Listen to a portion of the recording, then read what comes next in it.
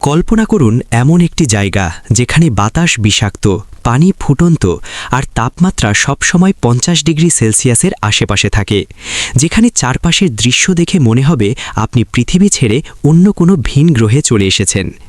ইথিওপিয়ার উত্তর পূর্ব দিকে অবস্থিত এই জায়গাটির নাম দানাকিল ডিপ্রেশন। অনেকে একে ডাকেন পৃথিবীর নরক বলে। কিন্তু কেন এই স্থানটি এতটা ভয়ঙ্কর আর বিস্ময়কর? চলুন আজকের ভিডিওতে দেখে নেওয়া যাক। দানাকিল ডিপ্রেশন সমুদ্রপৃষ্ঠ থেকে প্রায় 410 ফিট নিচে অবস্থিত। এটি পৃথিবীর অন্যতম নিচু স্থান। 3টি টেকটনিক প্লেট একে অপরের থেকে দূরে সরে যাওয়ার ফলে এই বিশাল গর্ত বা ডিপ্রেশনটি তৈরি হয়েছে। এর ফলে মাটির নিচের ম্যাগমা বা লাভা পৃষ্ঠর খুব কাছে চলে এসেছে, যার কারণেই এখানকার আবহাওয়া এতটাই গরম যে এখানে বসবাস করা প্রায় অসম্ভব। দানাকিল ডিপ্রেশনের সবচেয়ে বিস্ময়কর অংশ হল ডালল।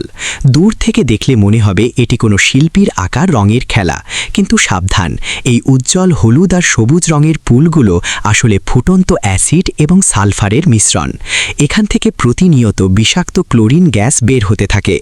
বিজ্ঞানীরা বলেন এখানকার পরিবেশ অনেকটা মঙ্গল গ্রহ বা বৃহস্পতি গ্রহের উপগ্রহ আইওর মতো।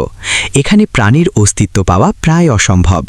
দানাকিল ডিপ্রেশনে বিস্ময়ের যেন কোনো শেষ নেই। এই মরুভূমির ঠিক মাঝখানে রয়েছে এরটা আলে আগ্নেয়গিরি। একে বলা হয় নরকের প্রবেশদ্বার।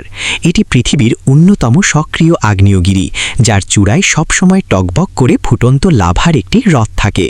রাতের অন্ধকারে এই লাভার লাল আভা পুরো এলাকাকে এক অতি প্রাকৃত রূপ দেয়।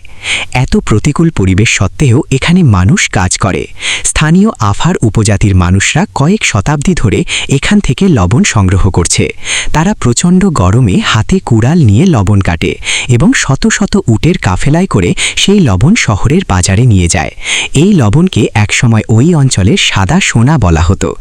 দানাকিল ডিপ্রেশন আমাদের মনে করিয়ে দেয় পৃথিবী কতটা বৈচিত্র্যময় আর রহস্যময় হতে পারে, যেখানে মৃত্যু আর সৌন্দর্য একাকার হয়ে আছে। আপনি কি কখনো এমন জায়গায় যাওয়ার সাহস করবেন? কমেন্ট করে আমাদের জানান। ভিডিওটি ভালো লাগলে লাইক দিন এবং ডিসকভারি বাংলা চ্যানেলে নতুন হলে সাবস্ক্রাইব করতে ভুলবেন না। দেখা হবে পরবর্তী ভিডিওতে।